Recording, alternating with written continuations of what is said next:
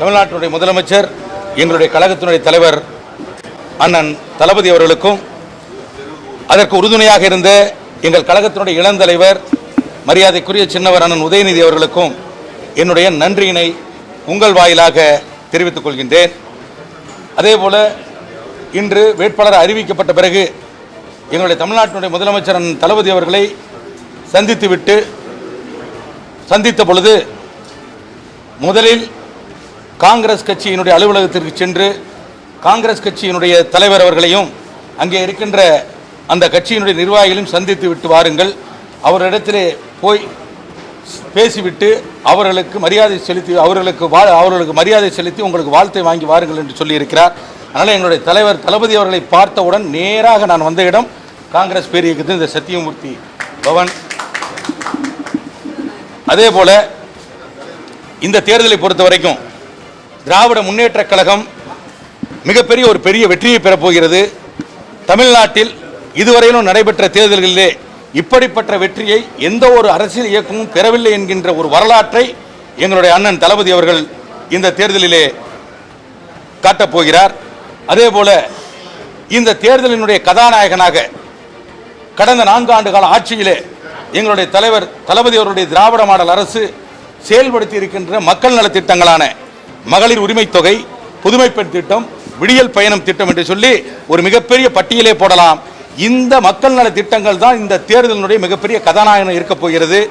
எங்கள் தலைவருடைய வியூகங்களும் அவருடைய யுக்திகளும் இளந்தலைவர் அண்ணன் உதயநிதி அவருடைய பிரச்சாரமும் தான் இந்த தேர்தலில் எங்களுக்கு மிகப்பெரிய வெற்றியை பெற்றுத்தரப் போகிறது.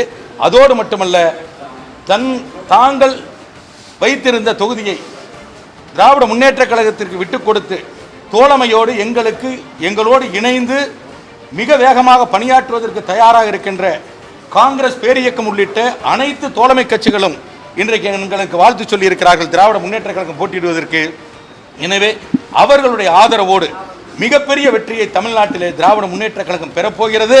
அந்த வெற்றி 2026 தேர்தலிலே இந்தியா கூட்டணி எப்படிப்பட்ட வெற்றியை எட்டப்போகிறது என்பதற்கு கட்டியம் கூறுகின்ற சான்றாக அந்த வெற்றி இருக்கும் என்பதை மட்டும் உங்களிடத்திலே பணிவோடு தெரிவித்துக் கொள்கிறேன்.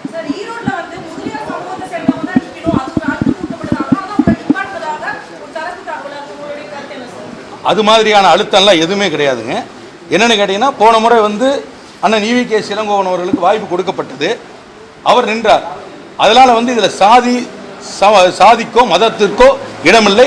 இன்னொன்று, திராவிட முன்னேற்ற கழகத்தை பொறுத்த வரைக்கும் எந்த காலத்திலும் சாதி மதத்தினுடைய அடிப்படையில் யாருக்கும் எந்த இடத்திலும் வாய்ப்பு கொடுப்பதும் இல்லை, அதை பற்றி சிந்திப்பதுமே இல்லை. ஏன்னா சாதிக்கும் மதத்திற்கும் அப்பாற்பட்ட இயக்கம்தான் திராவிட முன்னேற்ற கழகம். அதனால்தான் காங்கிரஸ் பேரியக்கத்தினுடைய அந்த இந்தியா கூட்டணியிலே நாங்கள் அனைவரும் ஒன்றிணைந்திருக்கிறோம். சாதிக்கும் மதத்திற்கு முக்கியத்துவம் கொடுக்கின்ற இயக்கமாக இருந்திருந்தால் நிச்சயமாக இந்த கூட்டணியிலே நாங்கள் இருந்திருக்க முடியாது. சார், பிரச்சாரம் தான் சார். இந்த தேர்தலை பொறுத்த வரைக்கும் எங்களுடைய மாவட்ட செயலாளர் மரியாதைக்குரிய அண்ணன் முத்துசாமி அவருடைய தலைமையில் மிகப்பெரிய அளவில் பிரச்சாரத்தை முன்னெடுக்க போகின்றோம். அதற்கு தலைவர் தளபதி அவர்களும் உதயநிதி அவர்களும் அதற்கான வழிவகைகள் எல்லாம் எங்களுக்கு வகுத்து கொடுக்க இருக்கிறார்கள். எனவே பிரச்சாரத்தை பொறுத்த வரைக்கும் எங்களுடைய தலைவர்களோடு சேர்ந்து, என்னுடைய மாவட்ட நிர்வாகிகளோடு சேர்ந்து, தோழமை கட்சிகளோடு சேர்ந்து முடிவெடுத்து எவ்வளவு வேகமான அல்லது எவ்வளவு முக்கியத்துவமான எவ்வளவு வியூகம் வகுத்து பிரச்சாரம் செய்ய முடியுமோ அந்த அளவுக்கு செய்து மிகப்பெரிய வெற்றியை பெறப்போகிறோம். Thank you sir.